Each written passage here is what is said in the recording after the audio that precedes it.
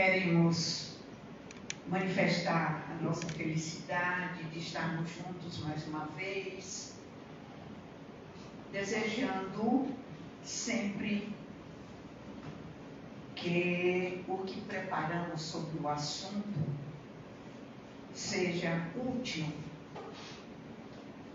seja providencial para a atitude de cada um, atendendo às necessidades de cada um, não somente dos encarnados aqui presentes, mas também dos desencarnados, que se juntam a nós para melhorar a sua condição de conhecimento.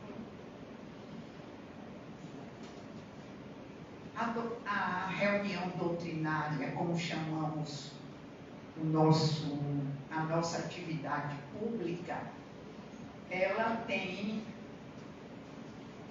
um objetivo maior, que é trazer para todos o conhecimento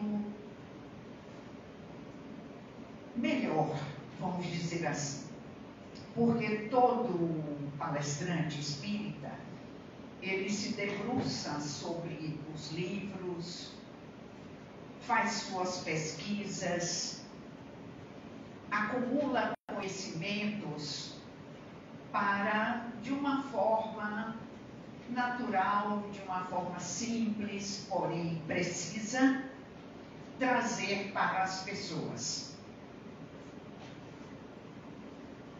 Nós acreditamos que ninguém, no nosso nível de evolução, seja capaz de gravar na sua memória os conhecimentos que ouve, sobretudo quando é assíduo às reuniões doutrinárias. Nós sugerimos a vocês que nos ouvem neste momento que anotem o que julgar conveniente para pensar depois, para avaliar, para comparar. E assim, e acumulando, melhorando a qualidade do conhecimento. Doutrina espírita, ou a doutrina espírita, é a mais nova, a mais recente manifestação da infinita misericórdia de Deus para a sua criatura. Ela traz conhecimentos que vão sendo assimilados pouco a pouco, ou muito e a muito, não tem importância nenhuma, a depender do interesse que a pessoa manifesta.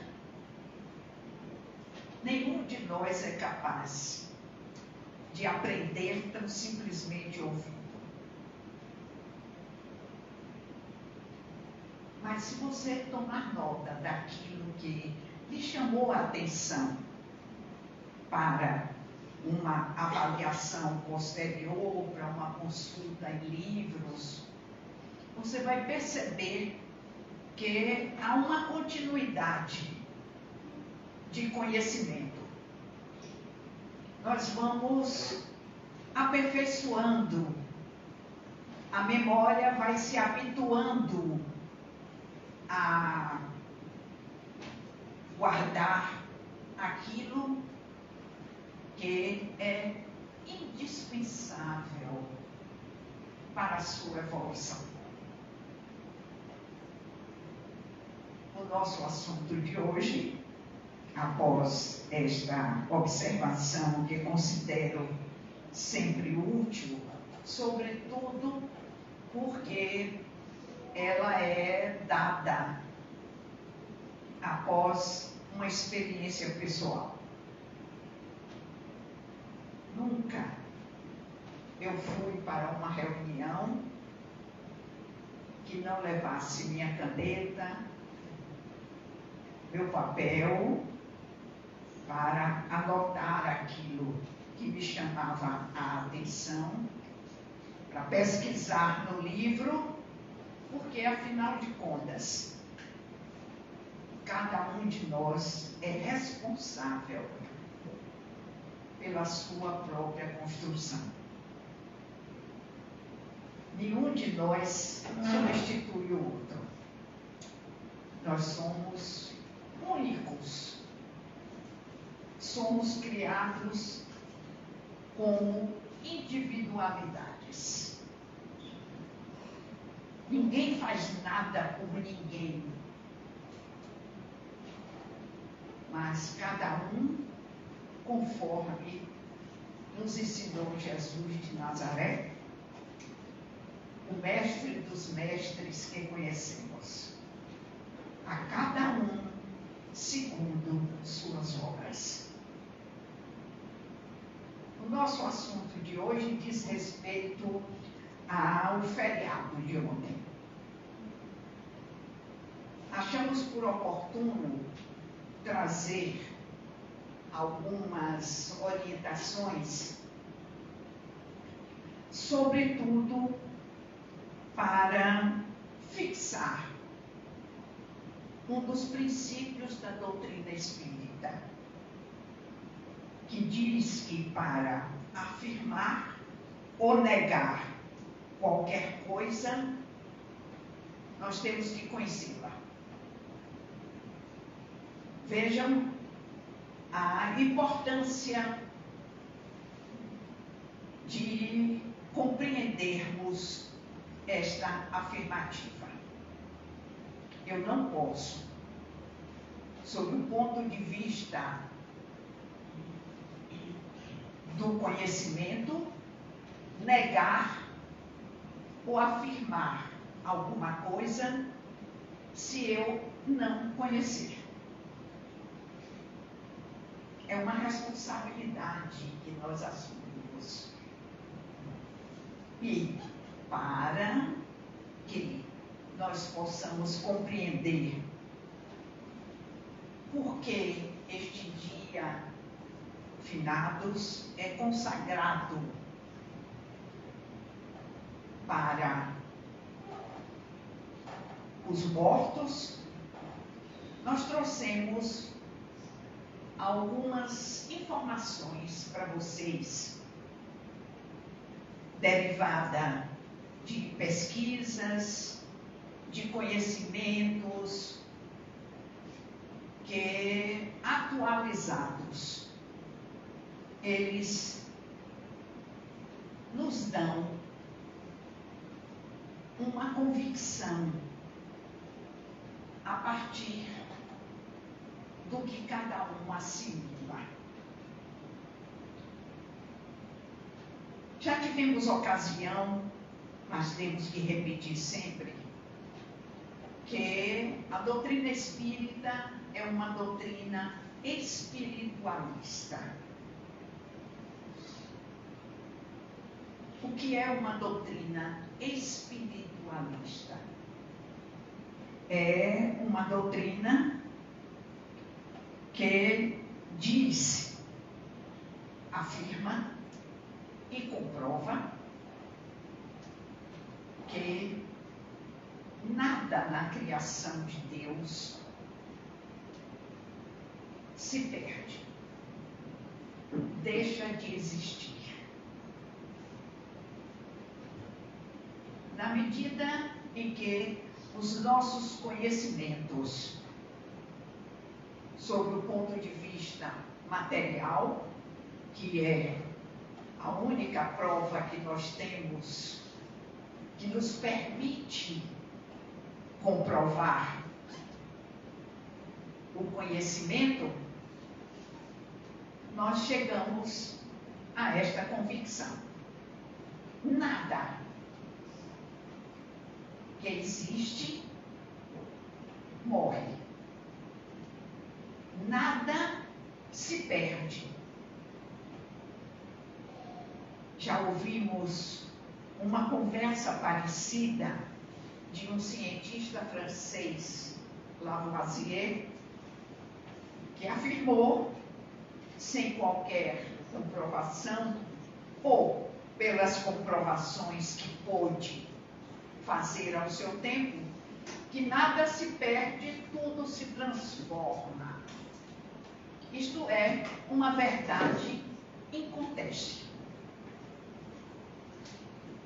Mesmo que nós saibamos, mesmo que não compreendamos, nós, na medida em que os nossos conhecimentos, repito, vão se ampliando, isto é comprovável. Mas nem tudo que é espiritualista é espiritista. Há aí uma diferença que é o aperfeiçoamento. O espiritualismo é uma generalidade.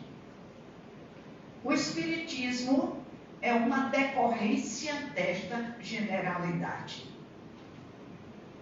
O espiritismo afirma que nós somos imortais. Isto não é uma afirmação tão simplesmente que nos é dada pelos reveladores. E bom que aqueles que estão iniciando o conhecimento vejam, ou sintam, ou percebam,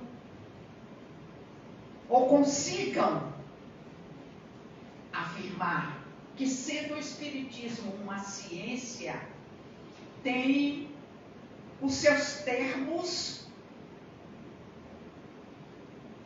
com uma explicação que se adequa, que se contém naquela orientação.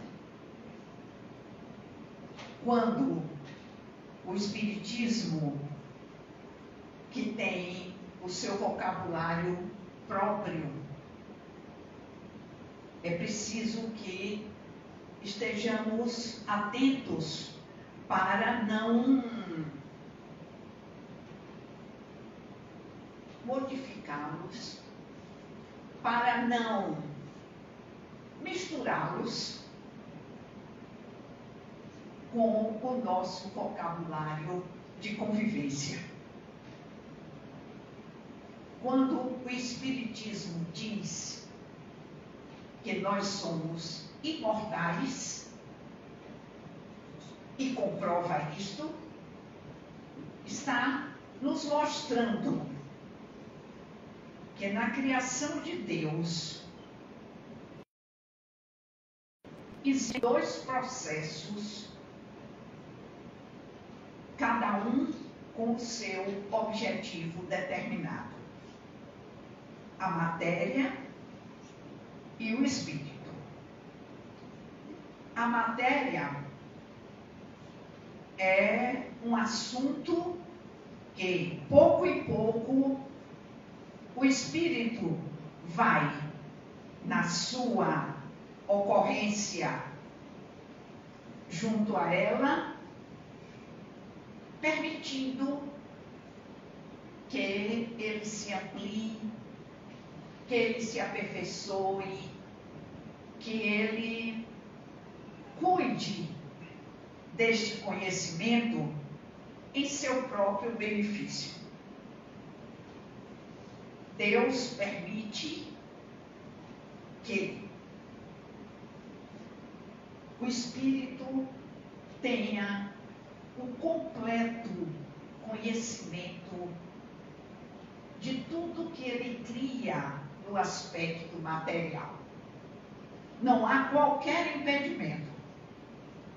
E nós percebemos isto na medida em que as notícias que nos são dadas pelos cientistas, ou seja, aquelas pessoas que se dedicam especificamente a procurar a condição, por dizer uma palavra especial, óptica da matéria. O que é uma condição óptica? É a condição em que aquela matéria, naquele estado, contém. Aqueles que não compreendem ainda, apenas guardem a informação, porque não é possível nós determos os conhecimentos nem assimilarmos esses conhecimentos de uma vez só, ou em uma oportunidade. Mas quando a gente está atento para fazer, que é o nosso dever, constituir o nosso próprio patrimônio, nós vamos ouvindo, vamos nos interessando e vamos compreendendo, a princípio, na generalidade e, na sequência, os pormenores, aquilo que antes eu não entendia, agora, com as explicações, agora com o meu interesse, já é perfeitamente compreensível. Então, dizia eu que o espírito, que é o ser essencial, que numa mágica divina detém a condição da imortalidade. Nós não vamos desaparecer. Isto é confortador. Prestemos atenção. Do que serviria que tivéssemos muitas coisas sob o ponto de vista material, que soubéssemos, compreendêssemos tantas coisas, se tudo isso tivesse fim, se não houvesse qualquer utilidade para que nos dedicássemos à busca do conhecimento. Consideramos que seria, no mínimo, desestimulante. Se eu souber, com a morte, tudo acaba. Para que, então, eu tenho que enfrentar as dificuldades, compreender aquilo que ainda não tenho interesse sequer, que não se mostra de nenhuma forma que eu vou utilizar. Então, Deus, o Criador de tudo que existe, o princípio de tudo e, sobretudo, o mantenedor. Hoje, nós já acrescentamos a condição de Criador, o mantenedor. Já temos certeza que nada se acaba. Tudo decorre de um desenvolvimento. Tudo se apresenta de uma maneira que nós podemos departamentalizar. Volto à afirmativa. Isto é confortador. Se eu sei que aquilo que eu aprendo, aquilo que eu entendo, porque Deus já me deu as potencialidades de que eu sou dotada, vejam, eu particularizei. Mas eu posso afirmar que todos nós temos as mesmas particularidades. Hoje nós já podemos afirmar isso com convicção absoluta. Nós somos iguais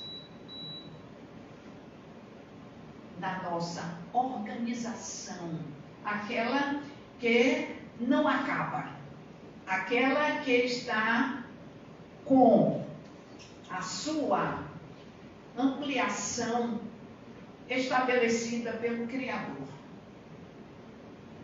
Então, nós somos criados com as mesmas potencialidades que sempre estamos relembrando. Não existe ninguém mais inteligente. Não existe ninguém com a memória melhor. Não existe ninguém que pensa melhor. Não existe, não. Todos nós temos um princípio igual. Na medida em que nos desenvolvemos, as particularizações vão se mostrando. Vejam a lógica. Se eu desenvolvo uma ação, se eu desenvolvo uma atitude, aquela experiência vai me permitir que eu faça outra atitude, decorrente do desenvolvimento que eu me interessei. É lógico? Para nós é absolutamente lógico. Se eu não desenvolvi, eu não perdi aquela potencialidade. Ela está à minha disposição para, na hora que eu quiser, eu promover um desenvolvimento que bem me aprover.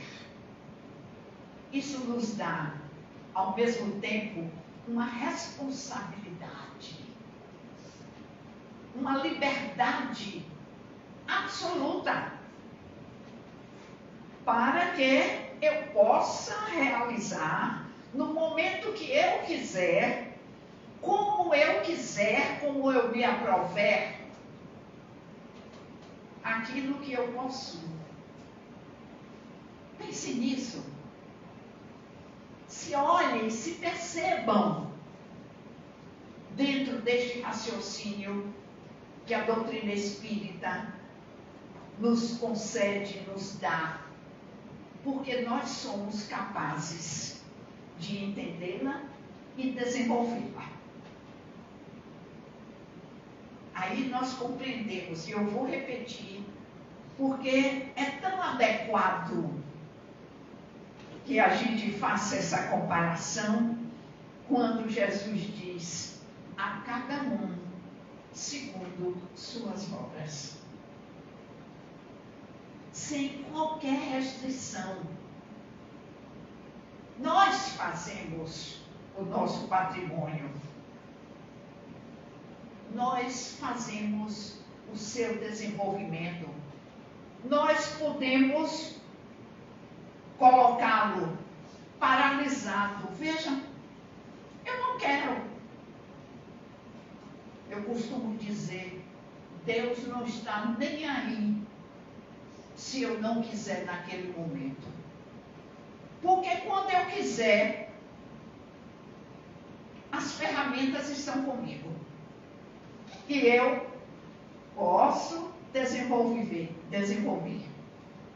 O sentido, eu também escolho.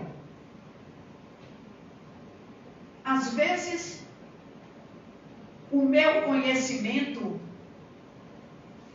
é derivado da minha inércia, mas nunca da incapacidade. É derivado do meu interesse, eu quero desenvolver naquele sentido. Depois eu percebo que não vale a pena aquele sentido. Eu mudo. Não tem importância nenhuma. O importante é aquilo que nós afirmamos anteriormente. Para negar ou afirmar alguma coisa, é preciso conhecê-la.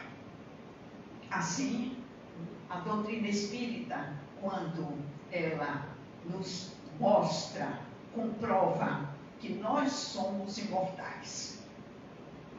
E isto não é só uma atitude intelectual, é uma comprovação. Ou seja, os nossos organizadores, e eu digo isso no plural, porque toda a doutrina espírita, ela é formada de questionamentos que o professor Hipólito Leon Denis Arrivaio fez aos espíritos que responderam aos seus questionamentos. Então, é uma situação em que um pergunta e outro responde. A equipe do Espírito Verdade, assim ela se autodenominou.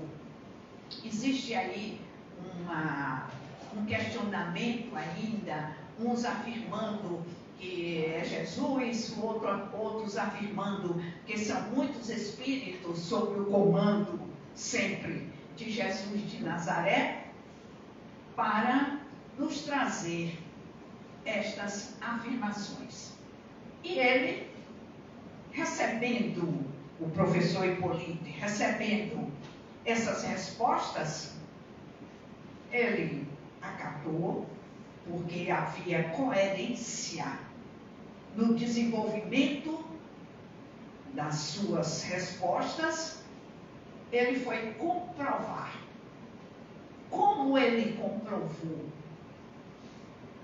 A tal ponto ele se dedicou para cientificamente, ou seja, com método, buscar esta comprovação, que originou, tudo está contido no segundo livro da codificação, que é o livro dos médiuns.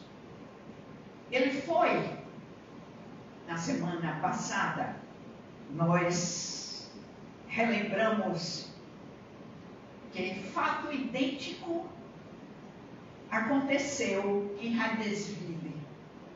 Os que assistiram à palestra podem agora fazer essa lembrança.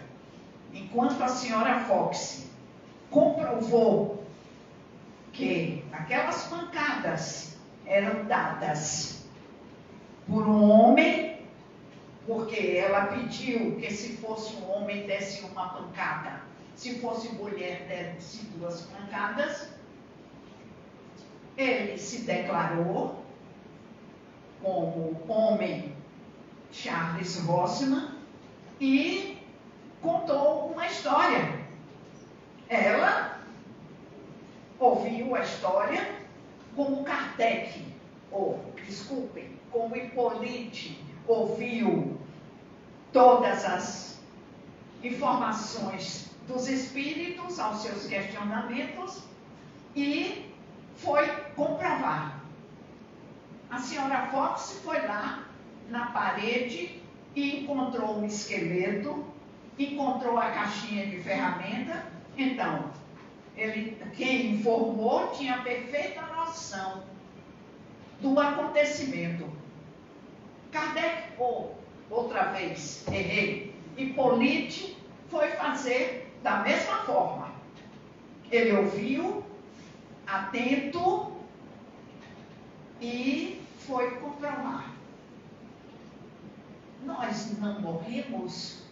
O princípio da imortalidade é uma verdade? Sim.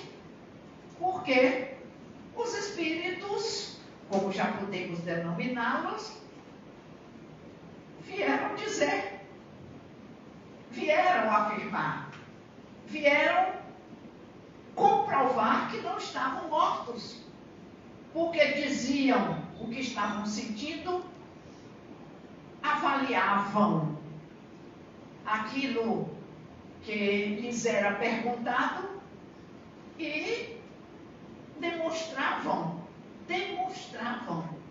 perfeita responsabilidade das suas afirmativas. Então, Hipólite fez um livro, o livro dos médiuns, para nos provar que nós temos a capacidade de nos comunicar. A capacidade que Deus nos dá é a comunicabilidade. Tudo se intercomunica no universo. Outra afirmativa que nós já podemos tranquilamente entender. Tudo, de uma maneira automática, na condição anterior à de humanidade. É automático. Uma roseira não pode escolher a cor do que vai produzir. Na medida em que esta condição automática se dá, nós vamos percebendo a diferença. Nós podemos decidir acolher, rejeitar o que quisermos. Nós temos que avaliar isto na sua inteireza. Nós não somos autômatos. Nós escolhemos. Podemos mudar a qualquer momento quando estivermos convictos que aquele caminho que nós estamos percorrendo não é o melhor, sem que ofendamos a Deus, sem que estejamos transgredindo, sem que sejamos condenados. A intimidade nossa com Deus, a começar de Jesus de Nazaré, quando ele chama Deus de Pai, para que nós compreendamos a afetividade, a intimidade que o nosso Pai terreno, material, estabelece conosco. Deus não está fora de nós, Deus não está longe de nós. Ao contrário, quando ele diz meu Pai, Pai nosso, essa declaração de Jesus é fantástica. Ele não se declara que ele é o único, como as igrejas tradicionais estabelecem. Nos seus mandamentos, que não se pode pronunciar o nome de Deus em vão, ou seja, do Criador. Ele diz, pode sim, Pai nosso, na intimidade, nosso, permitindo-nos que esta vantagem que é estabelecida nos fortaleça. Então, o princípio da imortalidade é comprovado. Embora exista uma doutrina que se chama doutrina materialista, que diz que a morte é o fim de tudo. Sob o ponto de vista material, nem isso não é mais. Porque, embora os batimentos cardíacos, a algidez, a queda do lobos ocular, a palidez característica, coisas que os médicos estão adequados para nomear, comprove que aquele corpo não mais vive. Não vive daquela forma. Mas está presente, portanto, vive através da sua decomposição. Está difícil de entender? De aceitar? Considero que não. Na medida que a gente acompanha, nós ficamos felizes, porque não é só o espírito que sobrevive. A matéria também sobrevive em outra formalidade. A matéria se mantém porque não desaparece. Ela se decompõe, ela toma outra estrutura, as suas moléculas não funcionam mais daquela maneira, mas ela não deixou de existir. Eu estou insistindo neste ponto de vista para que a gente não tenha essa tristeza, para que a gente não se utilize de um termo terrível.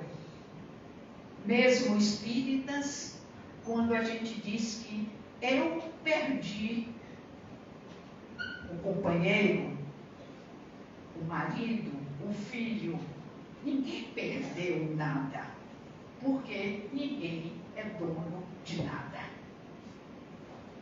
Então, o princípio da individualidade e da imortalidade mantém em nós a vida, para compreendermos que, no estágio, nós temos responsabilidades apropriadas.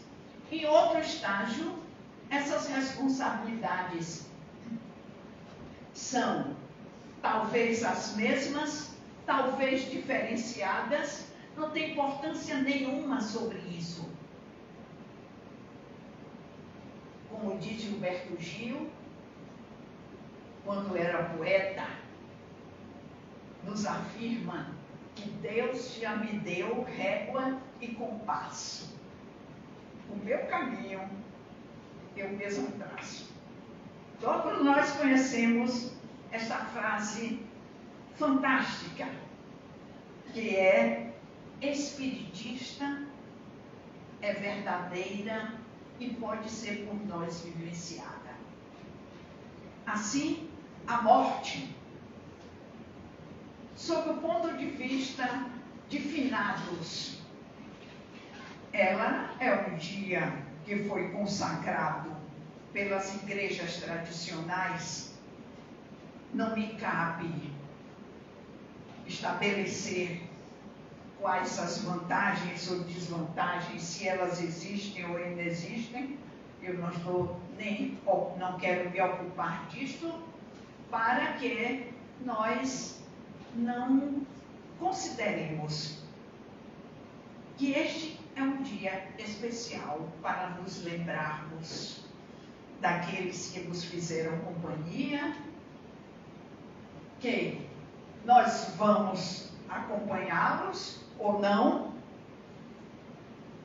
e que, sobretudo, nós não detemos a responsabilidade de mantê-los conosco. É da lei de Deus. A morte é necessária. Observem a importância desta afirmativa.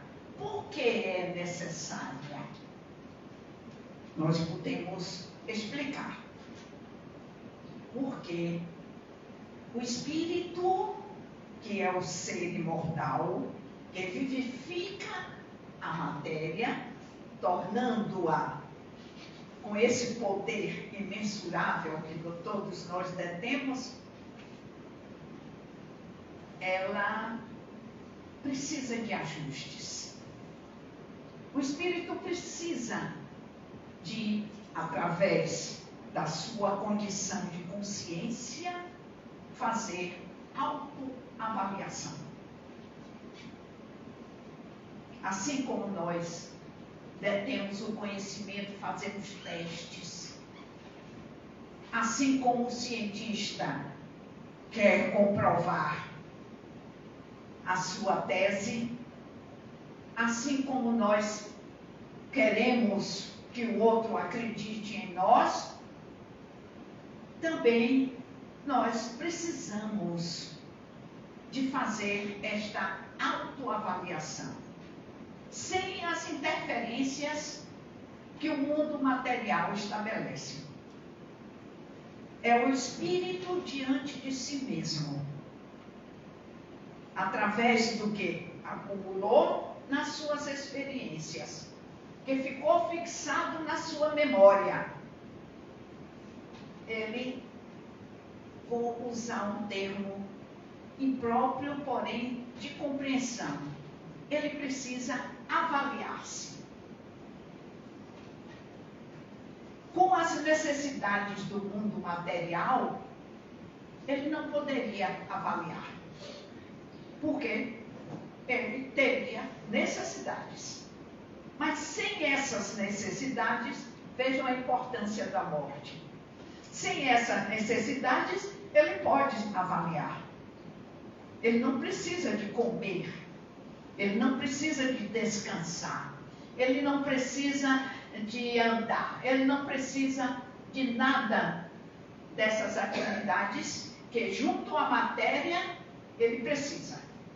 Então, o que é que ele faz? Ele vai perceber o que aprendeu. Queridos companheiros, isso é importante para nós.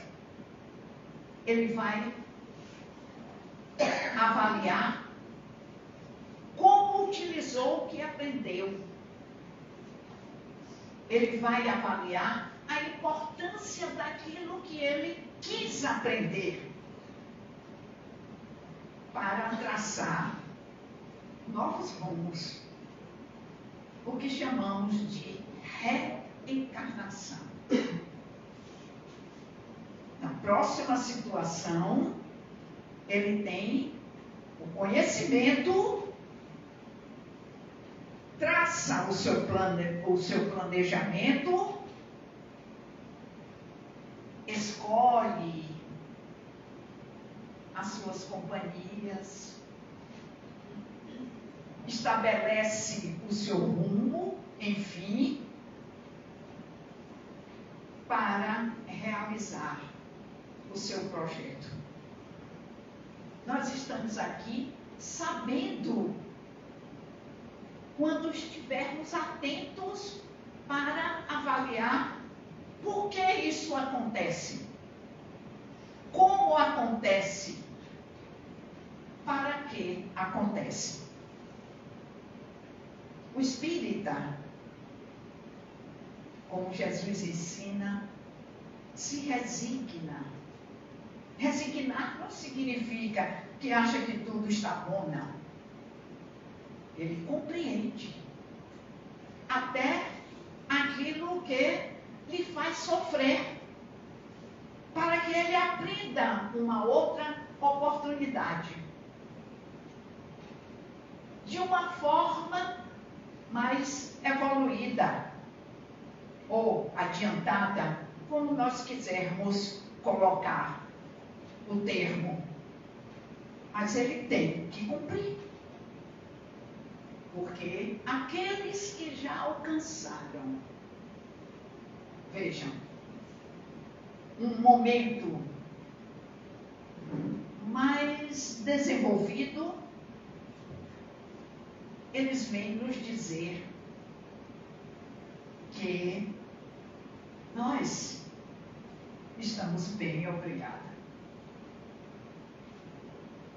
Aqueles que ainda não sabem, vão ter a notícia. Aqueles que teimam em não querer, vão ser acariciados pelo excelentíssimo, digníssimo, reverendíssimo sofrimento. Então, sofrer significa demonstrar ao próprio ser. Porque não é o outro que aponta para mim, você está sofrendo. Não, nós é que nos declaramos sofredores. Pelos nossos enganos, pelos nossos equívocos. É como se nos afastássemos de uma estrada que está à nossa frente pelos atalhos vicinais. Não quero ir por essa estrada. Eu quero ver o que é que tem aqui no final. Quando percebe as dificuldades, volta se quiser. Se não quiser, vai até o fim. Repito, Deus não está nem aí. Ele sabe, porque Ele é o Criador e o mantenedor, que todos nós podemos nos enganar, sim.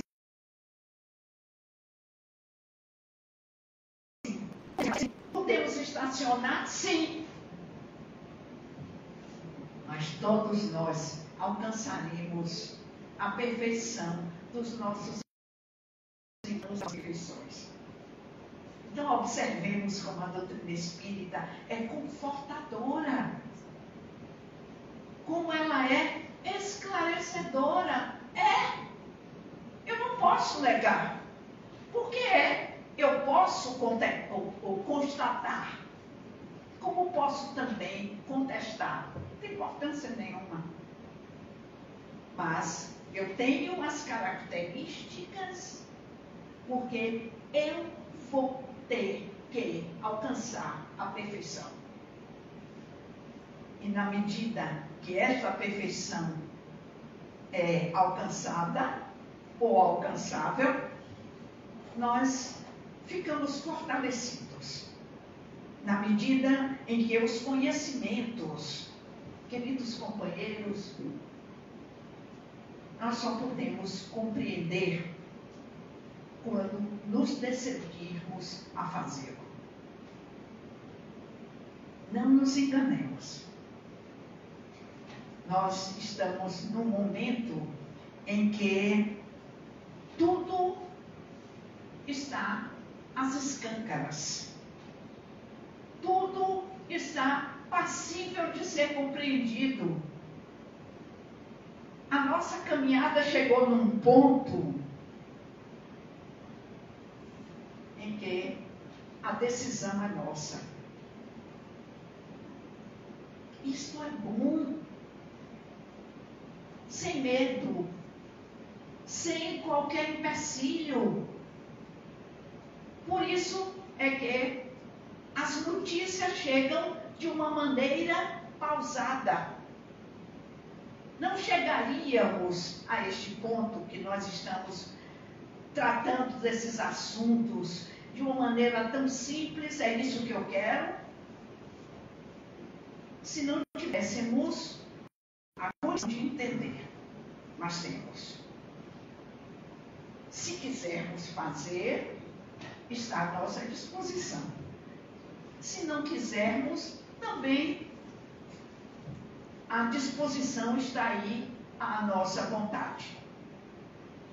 Chegamos a um ponto em que, se valorizarmos os conhecimentos que estão disponíveis para nós, nós estamos nos apropriando para a próxima notícia, para a próxima revelação que vai nos chegar.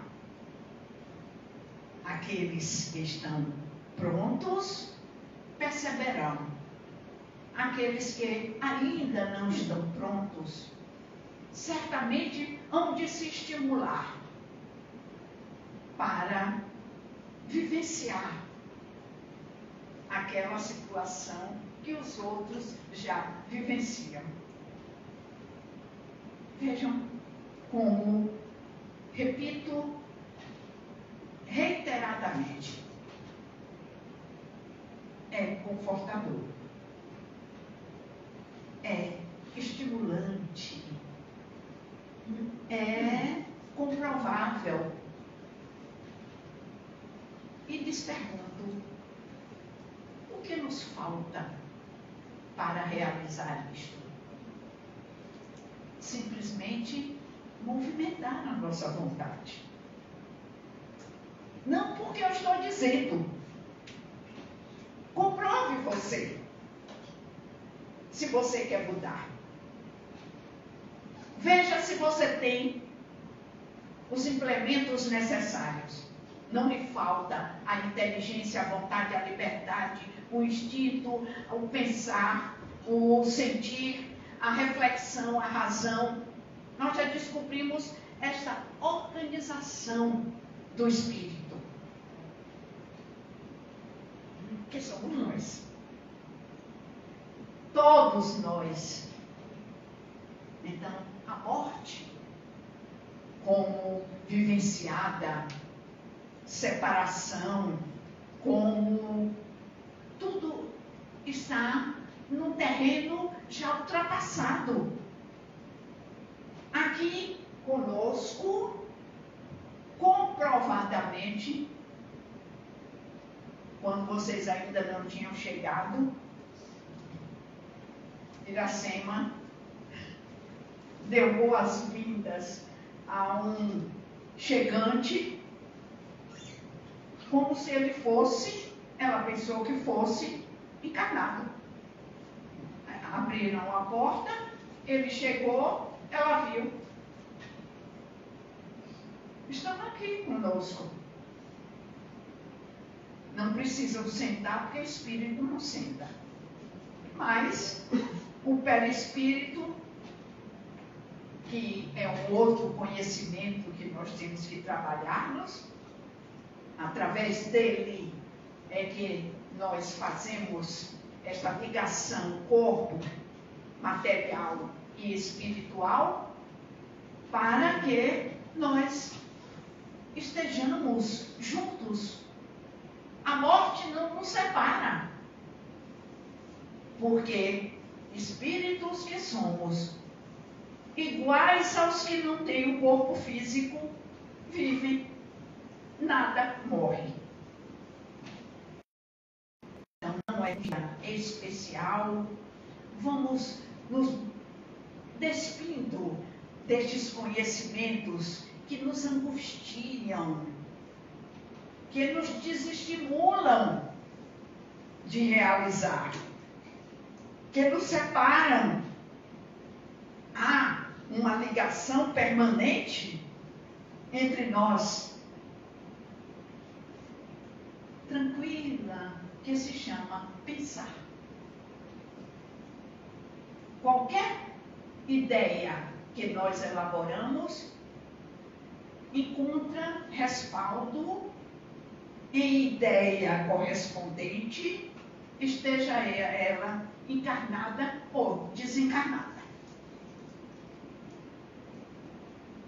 Nada se perde no ar. Tudo se acopla. E nós escolhemos exatamente com quem nós vamos nos acoplar. Por quê? Para quê? Ou seja, idênticas necessidades, idênticos objetivos. Podemos escolher nossas companhias. Não mais forçadas, imperiosas, determinadas talvez, mas aquelas que nos aprazem, aquelas que nos ajudam, aquelas que nos confortam, aquelas que nos dão alegrias. É isso que nós temos que trabalhar para sermos cada vez mais livres, na medida em que fazemos uso, eu disse uso, dos ensinamentos de um cidadão que esteve entre nós para nos demonstrar isso. Jesus de Nazaré. E eu quero deixar como interrupção do nosso trabalho à disposição dos seus pensamentos, das suas autoverificações, um desses pensamentos que ele nos legou. Fazer aos outros o que queremos que seja feito a nós. Isto é determinante para a nossa liberdade. Fazer aos outros, em todos os sentidos, em todos os momentos, para todas as situações. Fazer aos outros o que queremos que seja feito a nós. Quando nós nos utilizarmos desta providência simples de dizer, quando nós estivermos numa outra orientação que ele nos deixa valiosíssima, vigiai. Ninguém pode fazer aos outros o que queremos que seja feito a nós se não estiver vigilante. Não nos esqueçamos. Ora, nós somos os argumentadores, ora, e ao mesmo tempo somos os que argumentam, ou os que são argumentados, como vocês quiserem colocar. Estejamos atentos para isso. A vigilância de que nos fala Jesus é uma previdência, que se nós estivermos acumulando, nós não seremos aposentados, não. Ao contrário, nós seremos vivenciados. Se cumprimos bem a nossa tarefa, se aproveitamos aquilo que nos é ensinado, as experiências que os outros colocam, nós seremos, como nos diz Jesus, bem-aventurados. O que quer dizer bem-aventurados? Ventura quer dizer felicidade. Então, seremos, e eu quero deixar como minhas últimas palavras, bem felizes.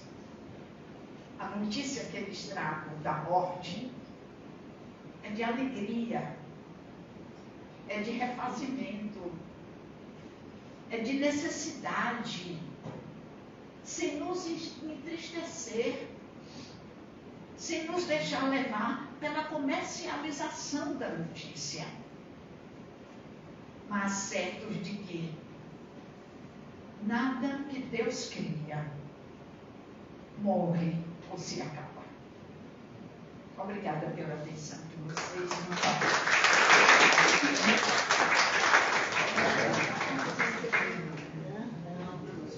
Está perguntando se eu perguntar, me dizendo se eu perguntar de novo quantos anos ela tem. Mas quantos é mesmo? Quantos é mesmo? Você já sabe de cor?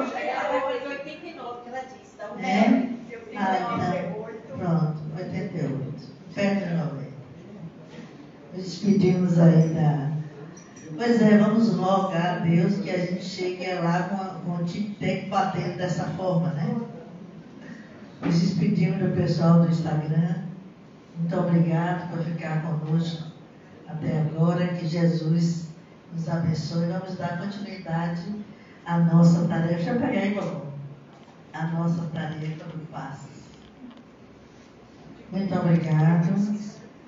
Espera aí que ela esqueceu aqui de uma... Um detalhe. Qual é? 149, a questão para lerem em casa. A questão 165. Olha, ela deixou a lição de casa. O livro é o livro dos Espíritos. Então, 149, em que se torna a alma no instante da morte. Para quem quiser pode pegar aí na biblioteca, viu? Muito importante. 149 do Livro dos Espíritos a 165. Então, isso aí é Glorinha que deixou aí para nós. É uma lição de casa. Então, vamos ler sim. Pegue aí. Pegue aí que eu ajeito aqui. Então, meus irmãos, vamos dar continuidade à nossa tarefa de hoje.